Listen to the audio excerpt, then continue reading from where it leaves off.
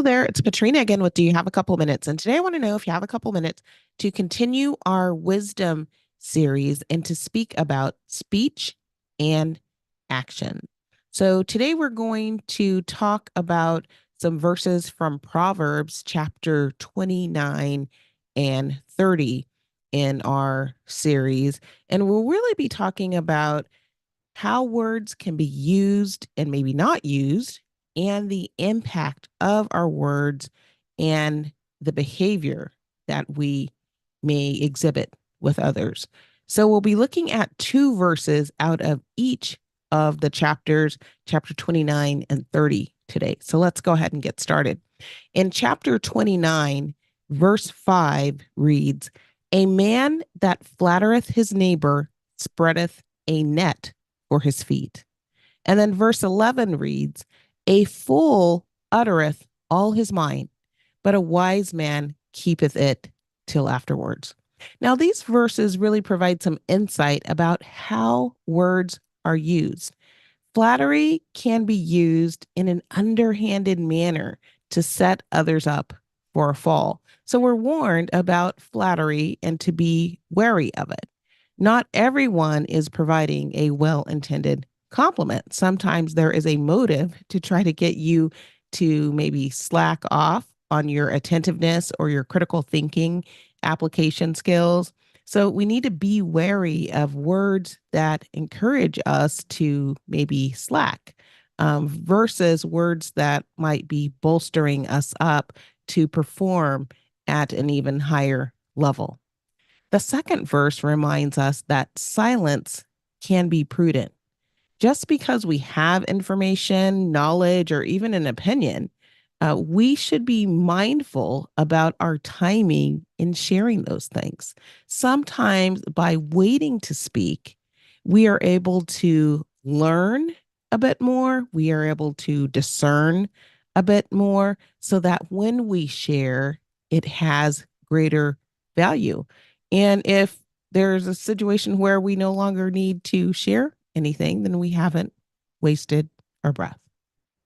Let's go on to chapter 30, verses 32 through 33, which read, "If thou hast done foolishly in lifting up thyself, or if thou hast thought evil, lay thine hand upon thy mouth." And then verse 33 continues, "Surely the churning of milk bringeth forth butter, and the wringing of the nose bringeth forth blood. So the forcing of wrath bringeth forth strife." Now, these verses provide advice around correcting our behavior while still noting that there are natural outcomes or consequences for our actions and behaviors. When we've done something regrettable, we should recognize that and we should stop the behavior. In this case, we see the example of someone that has been boasting, and that's something that we want to try to avoid. So we want to take proactive action to prevent and avoid the boasting of ourselves. And then the later verse reminds us that there are outcomes for our behaviors. When we do good work, in this case, we have the example of churning milk, we receive the butter or the benefit of our good labor. Likewise, when we exercise poor or harsh behavior, it will yield trouble. So when we experience strife and difficulty, it's important to understand if we've played a role in that being part of our circumstances. And if we have, then we should have a desire to make a change. And here we make changes with these examples in controlling our speech and controlling our behavior that will allow us to move forward. So today I want you to continue to be encouraged that we have freedom of choice and we have the ability to be discerning about how speech is used, how we use our speech, and how we choose to interact and behave. And with that, that is my few minutes for today.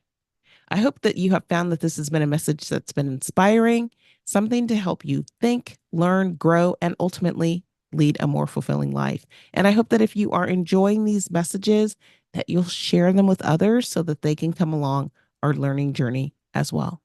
Please be sure to check out the show notes for a summary of today's session, as well as contact information to be in touch with me if you'd like to do that, and information on how you can get some of my most recent publications.